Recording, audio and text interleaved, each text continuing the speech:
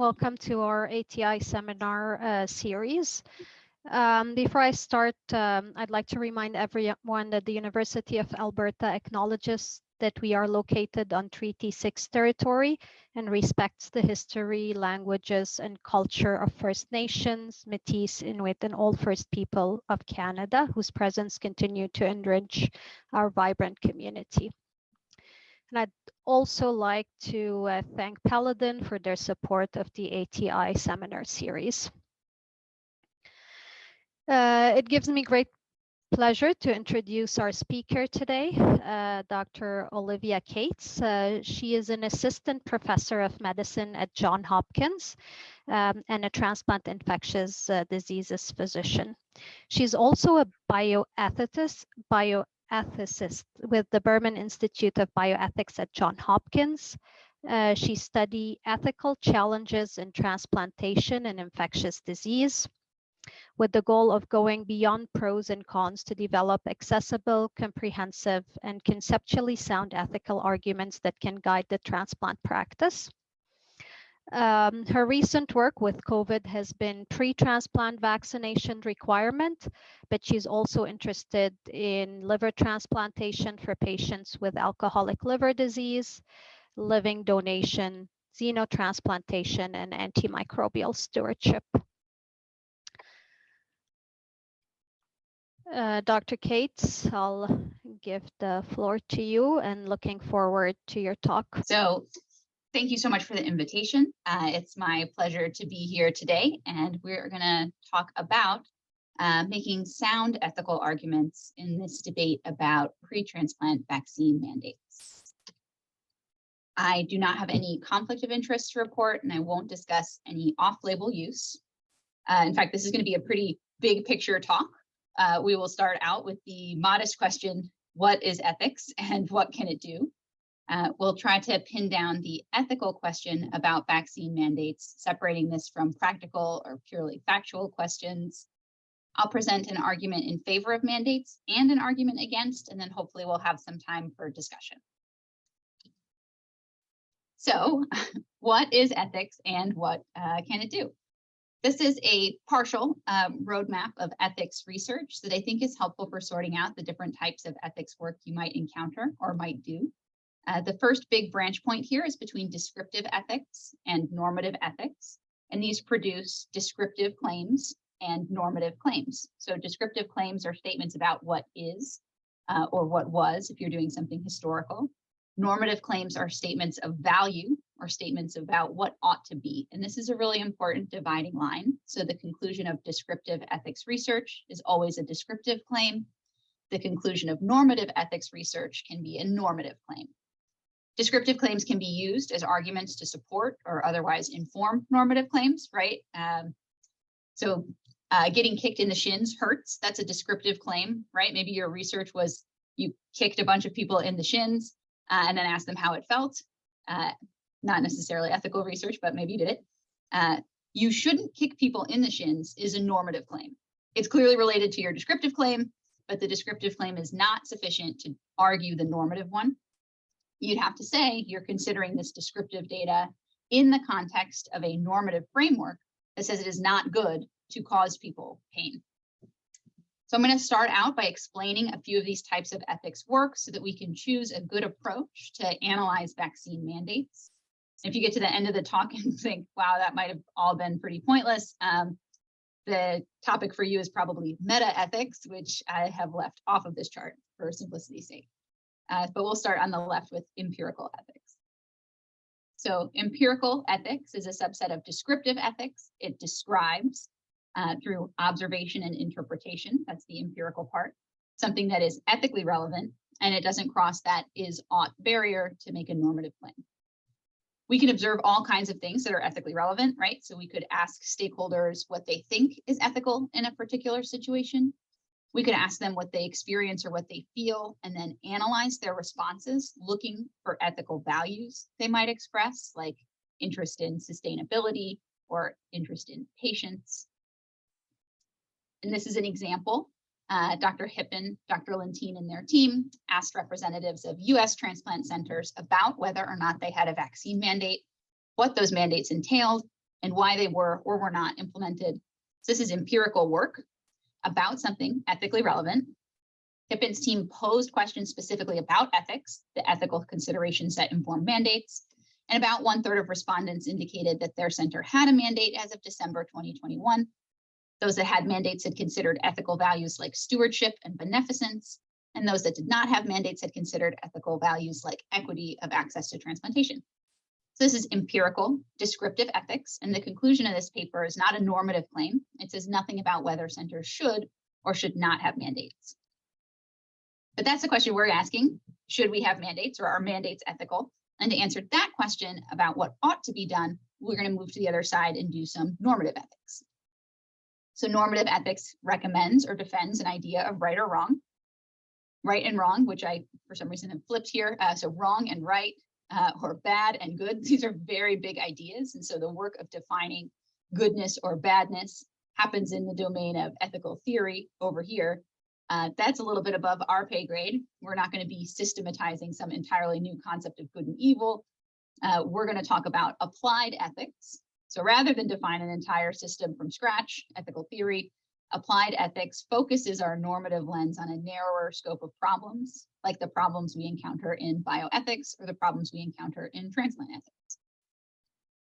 And then when we consider a focused practical question like vaccine mandates, the types of normative claims that we can make might become a bit more nuanced, right? Rather than just good and evil, we might say something is justifiable or something is necessary.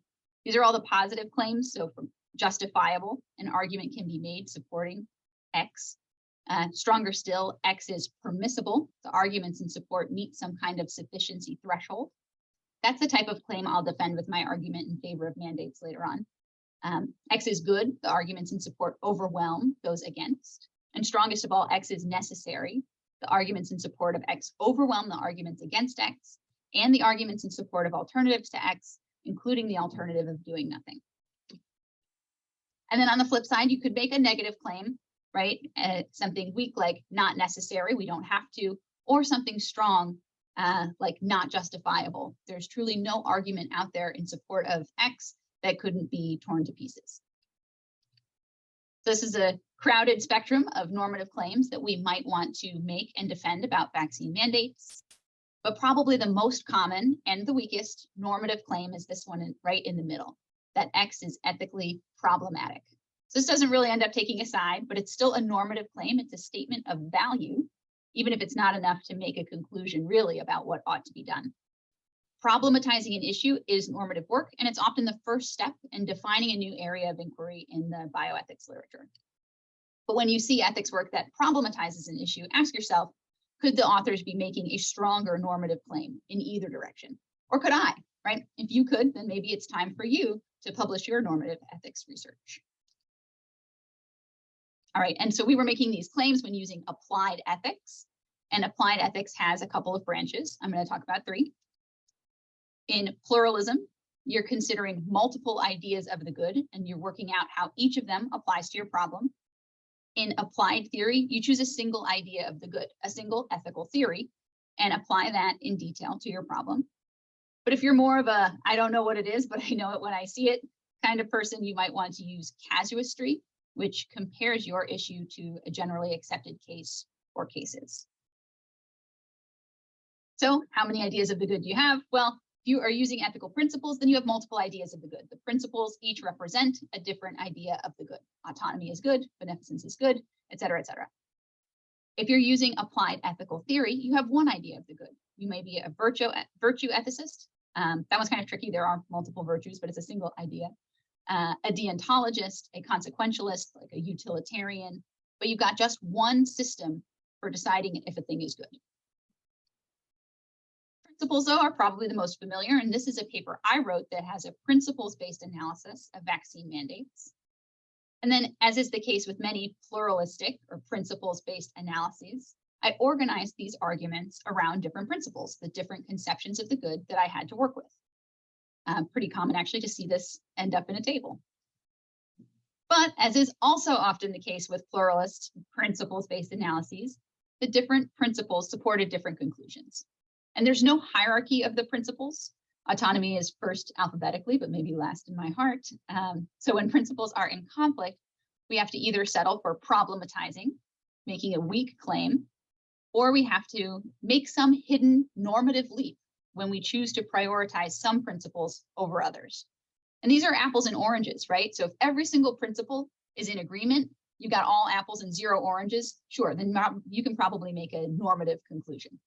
But if you've got 99 apples and 1 orange, maybe you can figure out what's right, but maybe that's a really, really special orange. If you've got 6 of one and half dozen of the other, then you're really in trouble. And then don't even get me started, I guess, on grapes. The principles don't cover everything that might be important. So one way to avoid that will be to avoid the apples-orange problem, choose a single conception of the good. These are 5 major theories that you might encounter or want to use. I love teaching and really learning about these, but in the interest of time, the example we're going to use today is the last one, social contract theory.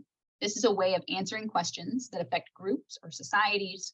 What distribution of burdens, responsibilities, benefits, or resources should be agreeable to everyone and therefore fair. We'll work through the example in detail later, but this is a paper that uses applied social contract theory to examine the ethics of vaccine mandates. Now, there are problems with applied theory too. The big one is this one, actually, it seems weird and unscientific. So this work is time consuming, but getting support to do it is really hard. If anyone listening has suggestions, I'm all ears because I am hoping to make that a big part of my professional life. And then the other issue, you only get to pick one. You might not end up with a bunch of apples and oranges because you're specifically going to the orange grove here, right? You're limiting the breadth of your investigation in favor of depth. So you have to justify your choice of a theoretical framework. Some aspects of the problem that others are waiting to hear about may not appear in your framework at all. So for me, this is exemplified by the perennial question, nice analysis, Olivia, but what about autonomy? And then last up, casuistry. I haven't written an example of this just yet, but casuistry uses examples and analogies to argue a claim. It might look something like vaccine mandates are comparable to sobriety requirements, and sobriety requirements are considered okay. I actually think that's a weak analogy, frankly, so I won't be using it, but you may have heard it many times. Casuistry can be very persuasive if the audience already has firmly held beliefs about the analogous case. And it's really important that we scrutinize these casuistic analyses for unacknowledged differences between the cases. Don't let someone trick you. So the argument against vaccine mandates that I'll present at the end will use casuistry, so you get a chance to see that in action and see if there are any tricks. All right. So descriptive work produces descriptive claims. Some forms of normative work, especially pluralist work, produce weak normative claims, such as problematizing.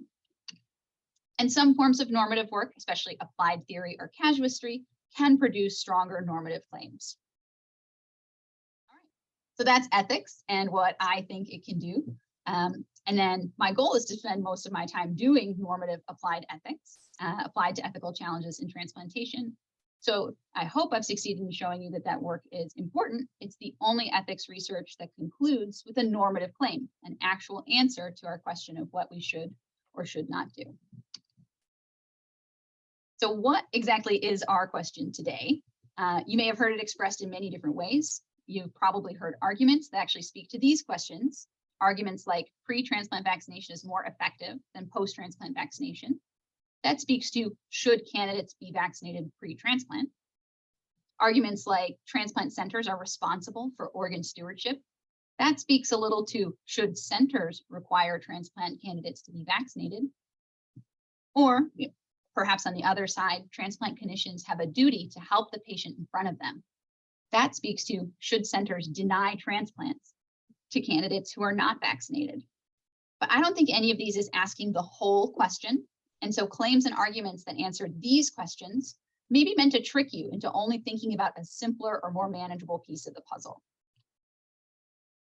Practically speaking, when I imagine the whole question, it isn't a question about whether pre-transplant vaccination is superior, about how candidates should behave, even about how transplant centers should handle individual transplant decisions.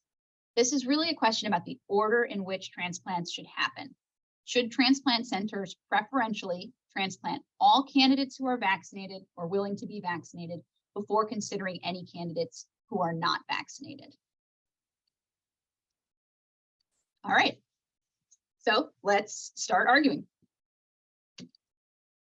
This analysis is going to use a single conception of the good, a form of social contract theory that was created by Tim Scanlon, so Scanlonian contractualism. I'll explain how the theory works, and then we'll apply it in detail to our question about vaccine mandates. Scanlon's book is called What We Owe to Each Other, made famous on television show The Good Place, which I highly recommend.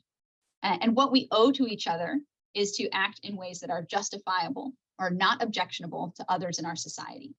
So we consider a proposed rule, and we ask whether others who are affected by that rule could reasonably object to it. And then Scanlon specifies that we should be considering these objections at the individual level based on the burdens imposed on each individual, not based on the number of individuals affected. And the idea here is that a fair system doesn't impose all its burdens on one person just so that everybody else can have a good time. Scanlon outlined a few different types of objections that individuals might raise. The objection can be based on physical or material harm. It sucks for me. It can be based on upsetting common sense morality. The very idea turns my stomach. It can be based on disrespect or disregard. It treats me as less than others for no reason. In order to be a reasonable objection, the objection has to be generic, meaning anyone else in my position would surely feel the same way. I can't object based on an idiosyncratic or eccentric personal belief. And then the objection has to meet the greater burden principle. So I couldn't object to flying out to Edmonton because that's far away for me. The alternative were to fly you all out here to Baltimore because that's just as far away for you. So you should know that as an ethical person, I would not object to coming to Edmonton. I would love to visit you guys sometime. So this is an ethical theory. It's a systematic way for working out right from wrong, and we're going to use this system on our question. And we know that people are going to object to our proposed vaccine mandate. That's why we're having the conversation. And these objections have two major flavors. Some of them are about vaccination, but the big one here is about the transplant. So first, I'll address objections that are about vaccination. I'm not getting vaccinated because it's harmful, because it conflicts with my personal philosophy, because I've been seeing all these sources saying vaccines are just no good, or because I don't trust vaccines because of the things that I or people like me have experienced in the healthcare system. And then finally, we'll address this objection about the transplant. Whatever my reason is for not getting vaccinated, I object to being denied a transplant because that will kill me. So first, the objection that vaccination is harmful. The actual harms of vaccination are pretty minimal, right? A sore arm, mild to moderate side effects. And so these minor burdens don't form a very strong objection. For most people, we hope vaccination is a small burden. For those with medical contraindications, though, it's a big burden, right? Folks who might suffer severe harm from vaccination should be exempt from vaccine mandates. I think there's a second important exception here that kind of fits in as well. Individuals with fulminant organ failure who would agree to get vaccinated technically could try to get their shots, but there's this huge opportunity cost. The process of getting vaccinated takes so long that they would literally have to die to comply. That's a big burden of harm that's associated with getting vaccinated, with playing by the rules. So this approach, social contract theory, that tries to balance burdens across members of a society, does a good job of showing us these kinds of exceptions. If this was all about maximizing utility, all these people who are not vaccinated would be considered the same. But intuitively, we don't think it's fair to use the same rules for someone who wants to be vaccinated but can't, as we would use for someone who refuses to be vaccinated even though they can. So the utility outcome, the consequence, stays the same, but the burdens being imposed are different. Now, so some people are very physically safe getting vaccinated, we know, but they might object for other reasons. So ignoring or just being stubbornly against people's preference to not be vaccinated is a form of disregard for their wishes. And we acknowledge that that is a type of burden. But how serious of a burden it is depends on the reason that people prefer not to be vaccinated. Like I said, if that preference is individual or idiosyncratic, then it doesn't meet the genericness requirement. it's not the case that anyone in my position would surely feel the same way. So that's not a reasonable objection. But what if the preference has been shaped by pervasive, systematic misinformation, and there hasn't been any opportunity to get more accurate information? Then that objection might be generic. Any of us might come to the wrong conclusion if we only ever got the wrong information. And if the preference comes from personal, community, and historical experiences of mistreatment and exploitation, I think that that objection is also generic. Although I and many others can't really imagine being in that position, it makes sense to me that experiences of racism, mistreatment, and neglect would produce these feelings of earned mistrust. So it was pretty easy to work around the medical contraindications to vaccination by giving those folks an exemption, but it is a little harder here. We can try to provide enough of the right kinds of vaccine education that everyone has a sufficient opportunity to make a right decision. And then those who are still unwilling to be vaccinated become more like the individual or idiosyncratic objectors. And we can try to address concerns about racism through a variety of steps, like providing culturally appropriate vaccine counseling, using community ambassadors, apologizing for and redressing past wrongs, and trying to make transplant more fair in general. But that's going to remain an important objection. And then finally, that last objection, I'm being denied a transplant. In the US, we've seen a lot of news stories about patients who've been denied transplants because they're refusing vaccines. And I know that you've dealt with this as well in the clinic, in the news, or in the courts. Look at the way this last example is phrased, though. I really appreciated this one. North Carolina man turning down life-saving kidney transplant over vaccine requirement. Right? Possible to flip the narrative. But those folks are really just in group one here, right? And in my practice, at least, group one is by far and away the smallest group. But that statement, group one is the smallest group, is not relevant to this ethical analysis, which is considering objections individually, right? Not the number of people affected. It would be relevant in a different analysis, say utilitarianism, that looks for the greatest good for the greatest number, but it's not what we're doing. I said we were doing Scanlonian contractualism. So keep an eye out for that kind of trickery, right? Even in your own reasoning. Anyhow, there are people in group one, and there are people in these other groups. These people, right? So let's imagine one of these transplant candidates is refusing to be vaccinated, in red on the left, but two of them are vaccinated. Organs for transplant are scarce. We're familiar with this problem. So we have 2 organs to distribute among these 3 patients. Well, I've put these guys in a 2-to-1 distribution. Any distribution will work as long as the number of organs is less than or equal to the number of vaccinated candidates. As long as the organs could go to vaccinated candidates, then we're still just asking, should the organs go to all the vaccinated candidates first? It's not, should organs never be given to non-vaccinated candidates under any circumstances, or should organs go to waste rather than to non-vaccinated candidates? So without any vaccine mandate, the organs might end up like this, one in the vaccinated candidate, but one in the non-vaccinated candidate. Okay. With a vaccine mandate, they'll end up like this, both organs allocated to vaccinated candidates. Again, no organs are being wasted. And we've seen that when a non-vaccinated candidate is left out, they can be very vocal about this. This is who ends up on the news and who ends up in the court. But this person, the vaccinated candidate who loses out without a mandate, is never on TV, never in the court. In real life, there are a lot more candidates. And so an individual candidate probably can't know if he's the one missing out on a transplant because there is no vaccine mandate. So here's that objection. With a mandate, I won't get a transplant. And certainly that seems like a big burden. But remember, the theory we're using requires this to be a greater burden than the burden imposed on others by the alternative system. And that's not true. Without a vaccine mandate, this candidate faces the exact same burden. And these objections cancel out. We may not see this vaccinated candidate in the news or in the courts, but in this ethical analysis, his individual desire to have a transplant is just as valid and just as important as the non-vaccinated candidate. So the seemingly very newsworthy objection is actually, I think, the most easily dealt with. Which brings us back to these objections that are based on the burden of fulfilling the requirement, not the burden of not getting a transplant.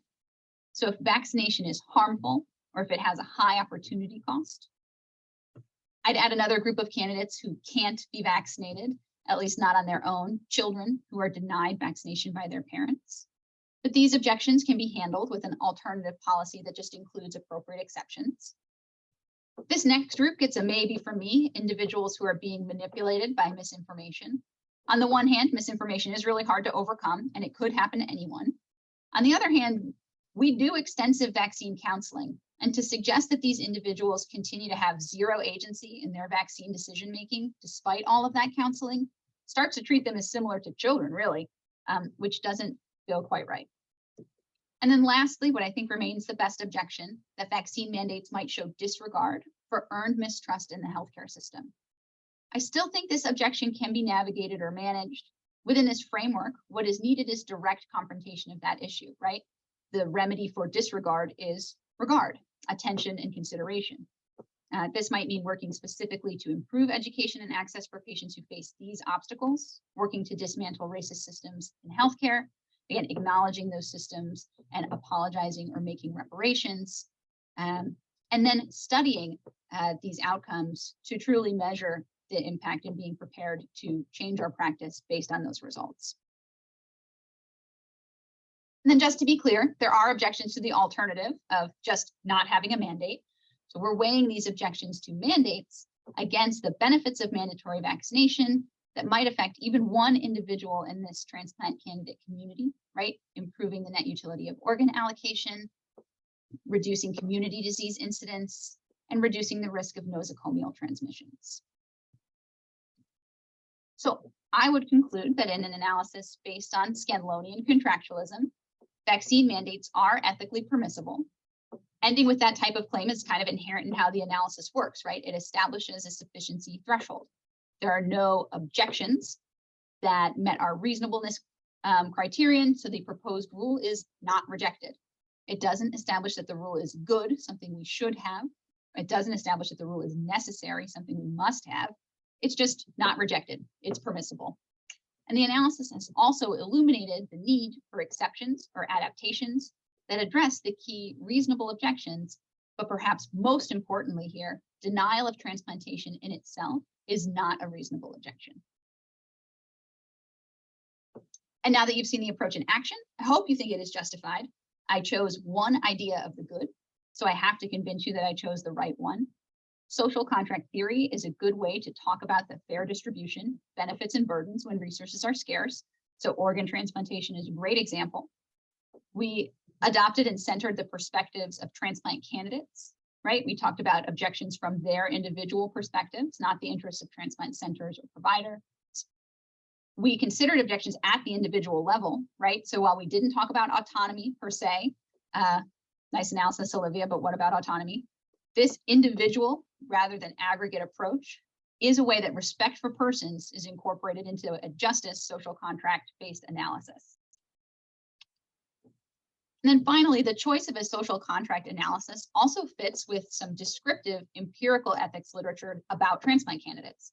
That literature shows that candidates display a group orientation. They're interested in justifying their own deservingness to each other. Basically, they say things like, okay, I got the transplant. I thought about whether I deserved it or whether somebody else on the wait list should have gotten it instead of me.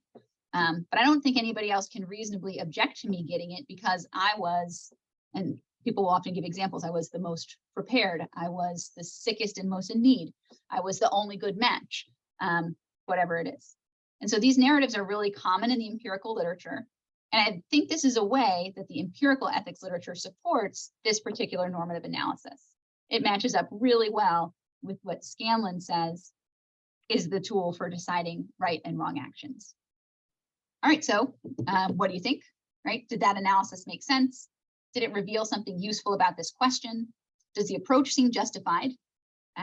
Try to hold it in your mind because we are going to switch gears now to an argument in opposition to vaccine mandates using casuistry. But this argument will also be about justice. Remember, our question was about the fair ordering of candidates. Is it fair to take all of the vaccinated candidates first? So I'm going to ask you, how do we know when something is or is not fair, right? Ideally, everyone would have what they need to flourish and thrive, but sometimes that's not possible. So short of bringing everyone down to zero, canceling transplants entirely, differential treatment is pretty much unavoidable. This analysis is going to use some generally accepted ideas about what is fair, right? And we'll make comparisons. So to be fair, differential treatment should be based on a substantive and relevant difference between individuals. That's why you must be this tall to ride this ride is fair.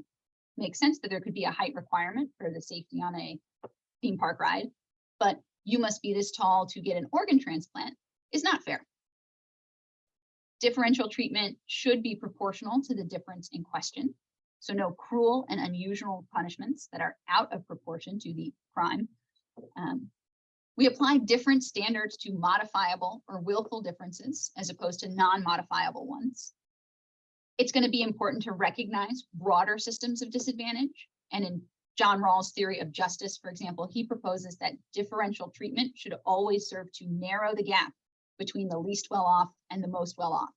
But to pile on more and more disadvantages for the most more advantages, for the most well-off, bring the least well-off further and further down or widen that gap is unfair. And finally, a specific system is fair only if it's justified relative to the less extreme alternatives. All right, so what is the difference between a vaccinated and a non-vaccinated transplant candidate? Well, there's the risk related to COVID-19, but this risk gap can be narrowed by non-vaccine causes, monoclonal antibody pre-exposure prophylaxis, prior infections, masking, distancing, effective treatments for people who develop COVID-19. None of these has all of the benefits of vaccination, of course, but narrowing this gap is going to affect our interpretation of the next thing, proportionality. Some people have hypothesized that vaccine refusal will correlate with other non-adherence. This hypothesis is so far not supported by any actual evidence. And finally, there's a difference here in participation in pro-social behaviors, right? Do things that benefit others, you can get rewarded. Do things that are harmful to others, you can get punished. Sometimes we think stuff like that is fair, but we don't use healthcare as a reward or a punishment, right? That would be like using social worth criteria in organ allocation, something that we all accept is not ethical. So there's one relevant and fairly substantive difference here. That's the medical risks related to COVID-19, but we have to be honest about factors that narrow that risk gap between vaccinated and non-vaccinated candidates. And then considering what's left of that gap, does the magnitude and the certainty of that difference justify our response? Here are a few risk gaps that we already tolerate. So adolescent and young adult transplant recipients have a 20% higher risk for graft loss, but we transplant them. People living with HIV have a 2 to 3 times higher risk of acute rejection, but we transplant them. I even found a cool paper showing that people who display fear of repulsive animals have a 10% higher risk of acute rejection. And so if the murder hornets of early 2020 gave you the creeps, you are actually on the wrong end of one of these risk differences. But we tolerate these risks because we think that to exclude adolescents, people living with HIV, or insectophobes from transplantation would be unfair, right? We're not absolutely maximizing the utility of transplantation. Looking at the risks we already take, there's actually a lot of wiggle room. And you might be thinking, this is different. It's easy enough to just get vaccinated.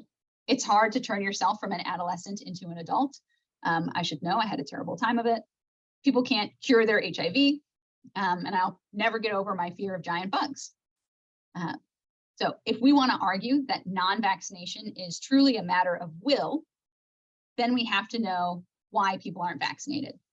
So sometimes it is those individual idiosyncratic health-related beliefs, but we're increasingly aware of systematic targeted misinformation that's skillfully engineered to influence people to reject vaccines.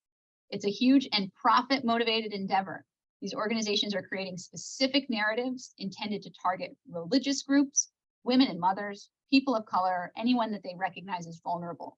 The anti-vaccination movement is really no joke, and individuals who become embroiled in it might be better understood as victims of exploitation than as free agents who should be ostracized for their poor choices.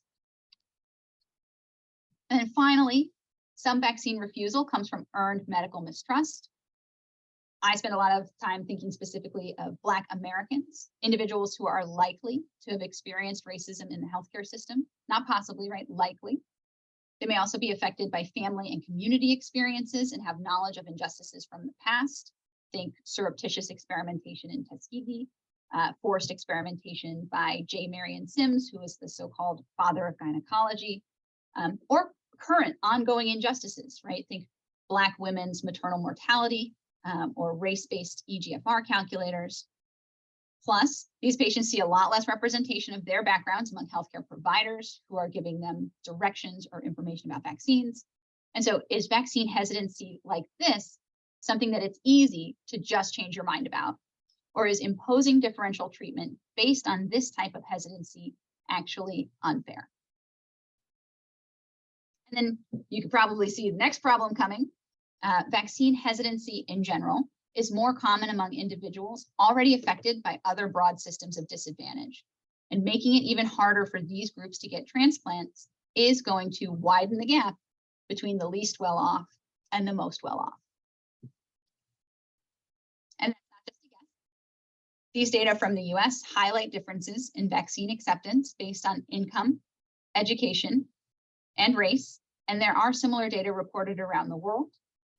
If your institutions implemented a mandate for healthcare workers, you can ask what groups of workers were most likely to have their employment terminated for noncompliance. In most institutions, it's workers from minoritized racial and ethnic backgrounds and workers in roles that require lower education.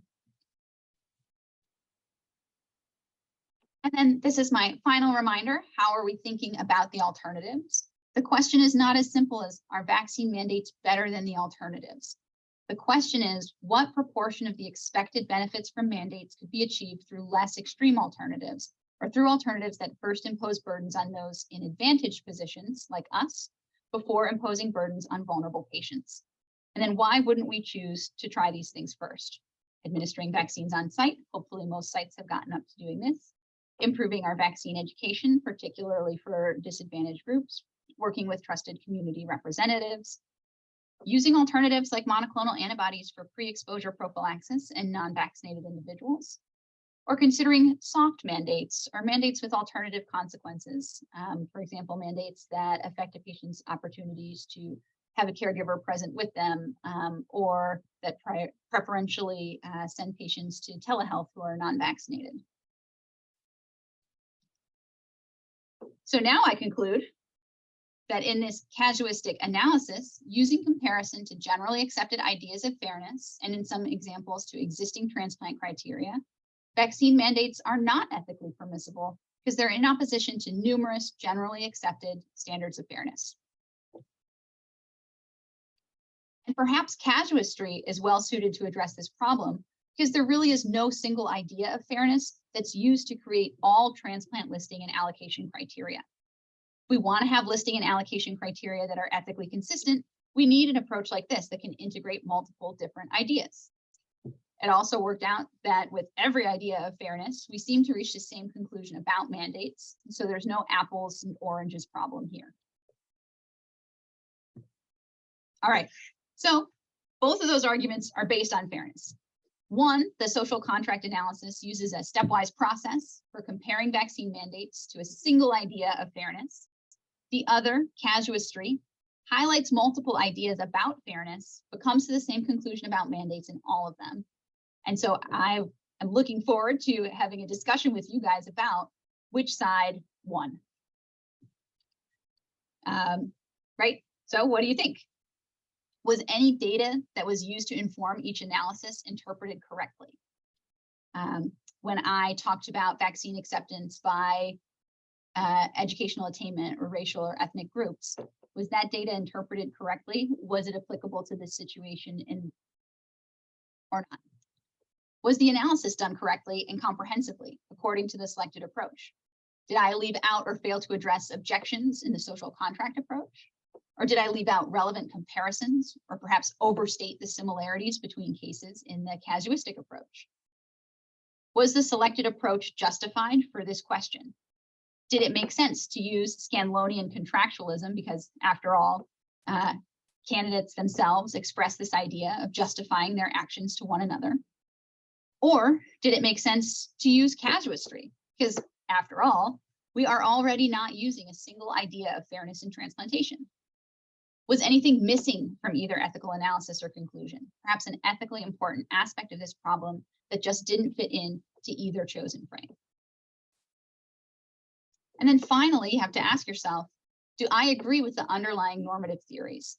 Do I agree that the central question for deciding morality in society is what do we owe to each other, as Scanlon suggests in his book? Do I agree that the so-called generally accepted ideas of fairness that I put before you are in fact fair? Or am I perhaps a virtue ethicist who would rather look at this problem through the lens of applied virtue theory? Am I a care ethicist who would rather look at this problem through the lens of applied care ethics? Those questions, as you can see, are pulling you away from applied ethics and back over to ethical theory. The answers to those questions can be a window into your personal beliefs about ethics, right? Remember, there isn't even agreement on a single ethical theory. There is not a single idea of the good out there. And I told you I left meta-ethics off of the chart, but there isn't even agreement about whether it is possible for a single idea of the good to exist or to be known. So it is unlikely that we would reach an unimpeachable, strong normative conclusion that would satisfy all parties to every ethical dilemma, right? But that doesn't make the work pointless. So hopefully this process has shown you something valuable, whether it's something about vaccine mandates or just something about how ethics can be done to refine, if never to perfect, our understanding of the world. And I'm wrapping up a little bit early, so I really appreciate you guys toughing that one out with me. I welcome your questions. I'd love to have a discussion about this. And I'd also be really grateful for any thoughts or feedback via email. I'm really lucky to get invited to speak about things that excite and interest me, but they're a little off the beaten path, and those invitations won't keep coming if I haven't done a good job of making them exciting, interesting, and especially useful for you. An excellent talk. If you have any questions for Olivia, you can either unmute yourself or type it in the chat. Olivia, I'm gonna start by asking you, if you've done this survey that was done early in the pandemic, it was repeated right now, would you think the percentage would be different, or we will be having different answers? Yes, I think that there would be some different answers. I think that as the pandemic has gone on, in our field, there's actually been a little bit of a drop in people's sort of unwavering respect for vaccination. We've seen more breakthrough cases, and we've become more cognizant of the nuances of vaccine protection. And so I think that as people are more and more conscious of that, people are less and less comfortable imposing mandates. I would say that the Scanlonian analysis isn't dependent on a large difference in risk, only on the plausibility of some risk difference. And so that justification for mandates actually doesn't go away unless vaccines are truly not helpful for the goals that we set. The other thing I think people are noticing is that as more and more doses are recommended, it is more and more administratively cumbersome to try to implement some kind of mandate. And so centers are frustrated by the need to update mandate policies to reflect new dosing recommendations, and are a little bit confused about the best way to incorporate long series of vaccinations into a mandate that they might be trying to apply for to a patient who's going to need their transplant in fewer than 6 months, for example.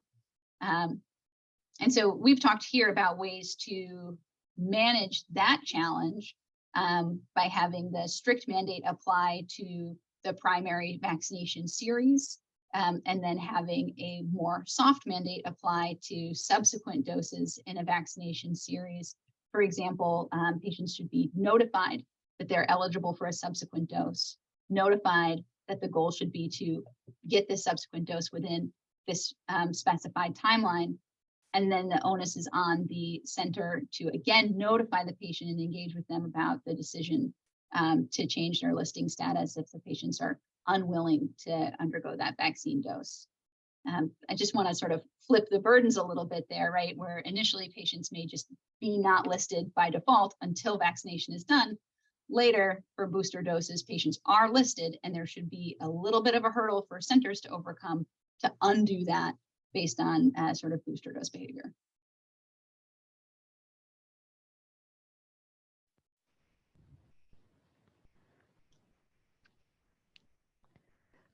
One more questions for you. So, I mean, one of the reasons with mandate is that organs are scarce and we have the duty for organs.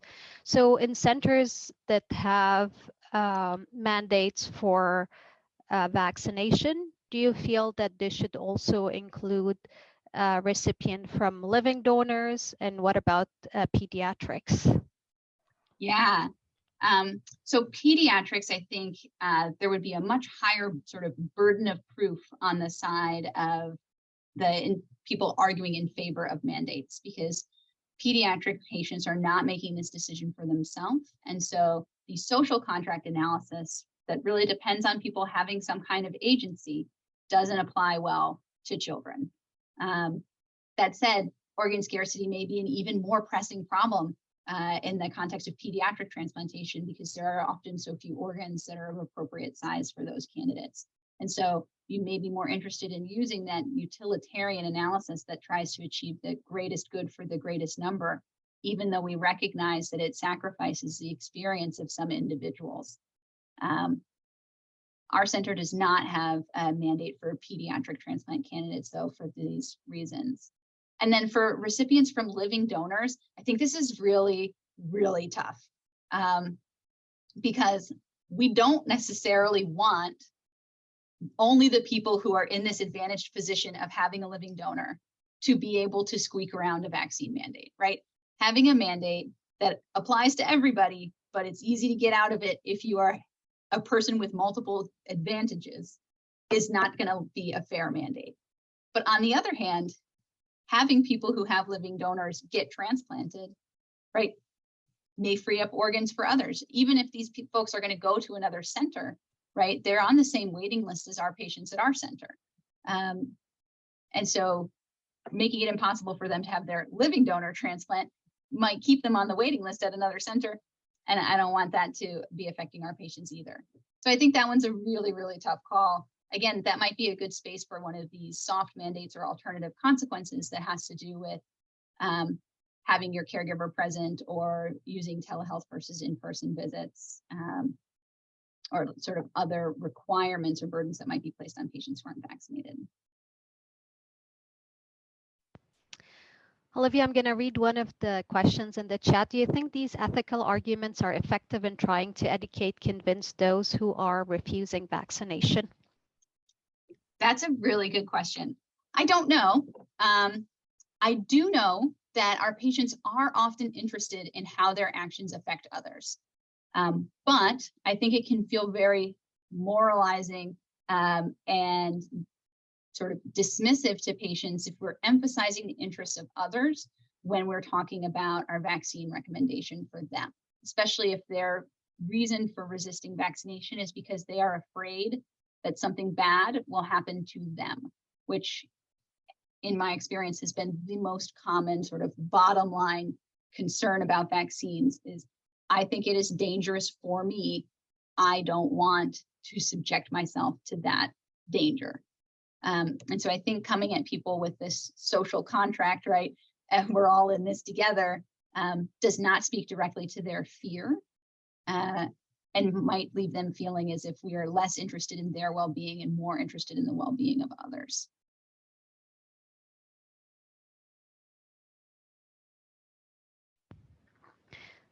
There's an earlier question from Linda. How does this conversation translate to the need for many other vaccines in order to be listed, and also that immediate family members may require vaccination?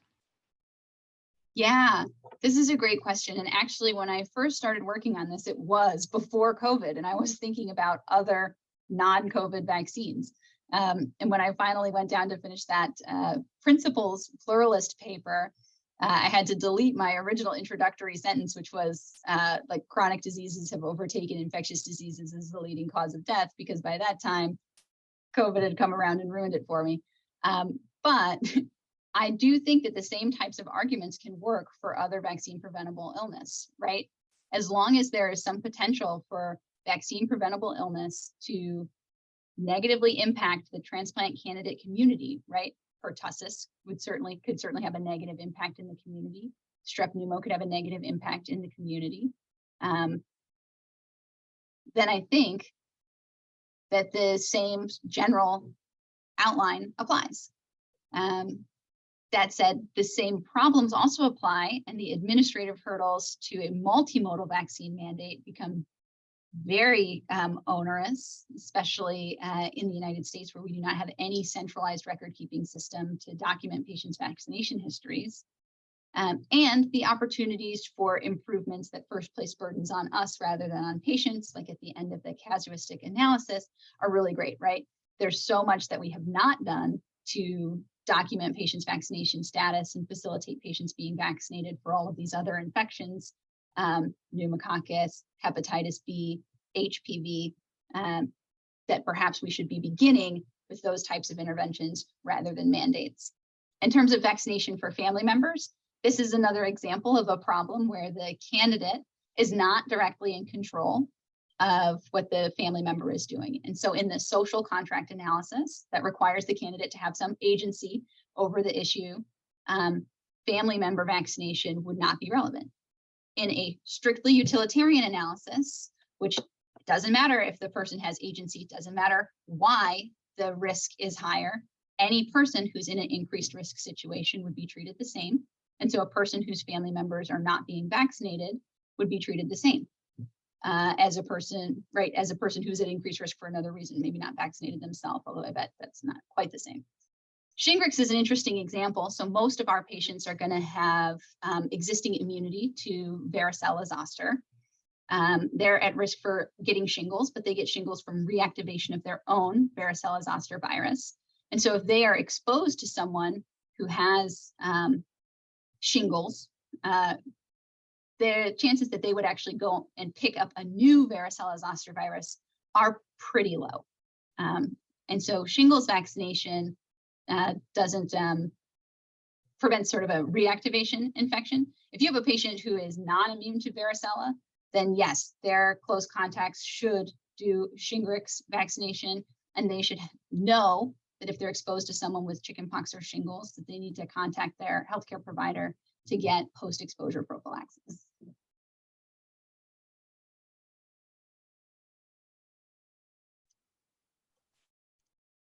Hi, I'm a transplant parent from Alberta, and I just wanted to give a little bit of a different perspective. I just have to say, so my son's 3 years out post-liver, living donor, anonymous, amazing. When you use the term anti-vaxxer, I'm trying to say this in the most politically correct way that I can, because I'm in good company here. When you use the term anti-vaxxer, it's a little bit frustrating.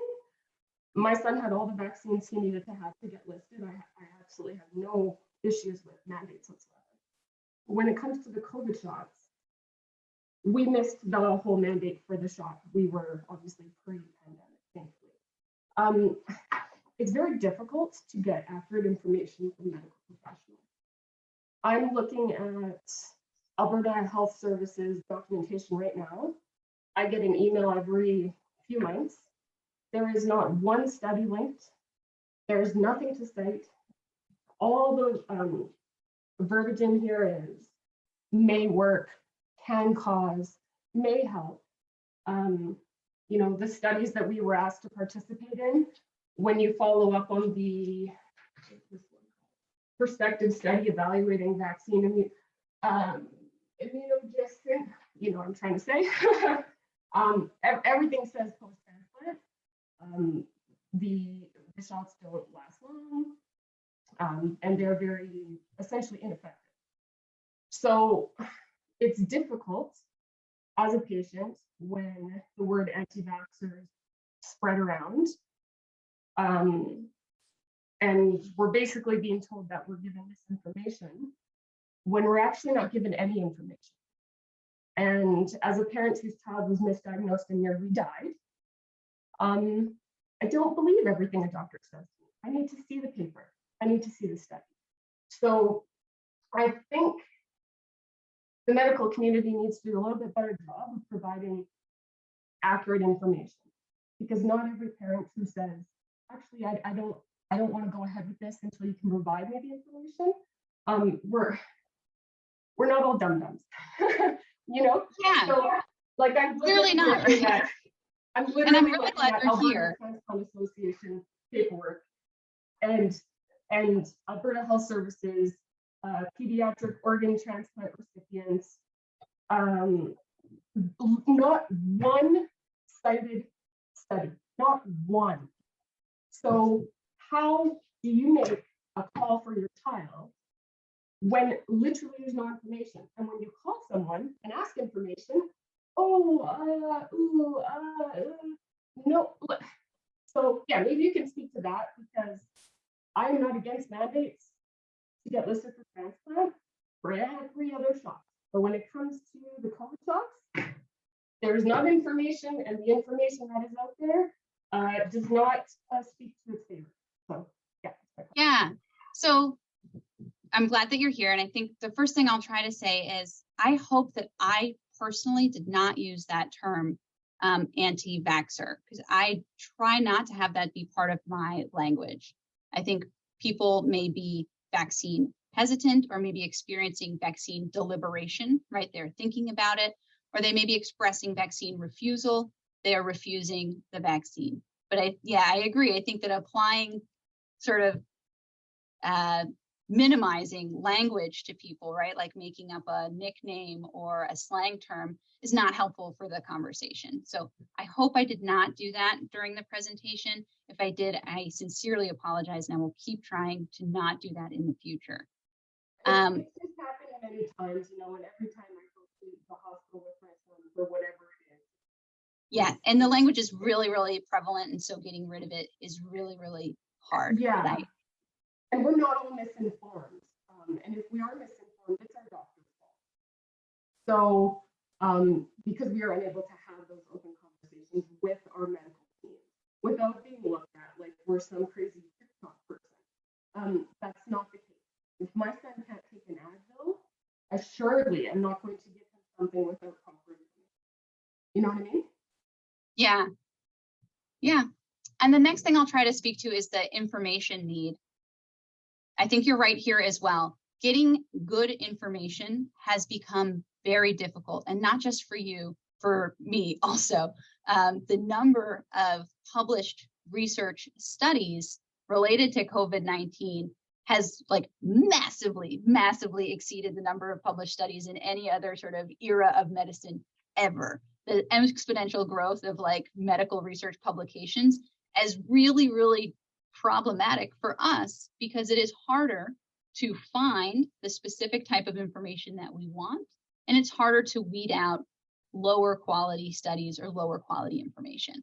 I think that is a big sort of philosophy of science question that our entire field is going to have to grapple with, especially if publication continues at the same pace, because it's made it impossible for us to find the information we need and to convey the information that we want to convey about vaccines. And so I think all of the concerns that you've raised about how healthcare is operating right now are fair. I do also think that vaccines, including COVID-19 vaccines, are safe and helpful. I try not to use the word effective. I try not to use the word works, right? I think when you say vaccines work, again, that's shortened and dismissive sounding language. You can never get enough in with language that short. But I think that vaccines are helpful, that they reduce risks associated with COVID-19, that risk reduction is not 100%, not perfect. And so people can still have bad experiences, either getting COVID-19 or even getting sick from it after having a vaccine, but that on the whole, vaccines are helpful. And I also believe that on the whole, vaccines are safe. We have a lot of experience with these vaccines. We've accumulated it all really, really quickly because we've only been giving them for 2 years now. But that said, we've given these vaccines to a number of people larger than the number of people who received, say, flu shots in the past year, or the number of people who received tetanus shots probably in the last 10 years. And so the volume of experience that we have although we're still processing it because it is so much and because there's so much other information being pumped out all the time, I think does speak to the safety and helpfulness of the vaccines. I'm not in a good position, I guess, right now to finish that whole conversation, right? It can't be done in one soundbite, but I hope at least that this was helpful. And I also hope others listening have learned some tricks about the language to use to make sure that we stay respectful and honest when we're talking about vaccination. Olivia, I'd like to thank you for a great talk again and a great discussion about the topic. If you have any questions for Olivia, thank you, Olivia, for sharing your email so she can get back to you. Just for closing, next week is ATI seminar. We're very pleased to host both Dr. Michael Mengel and Ben Adam to present the 2022 Banff meeting, an update on allograft pathology and transplant diagnostics. And thanks again, Olivia. Thank you very much.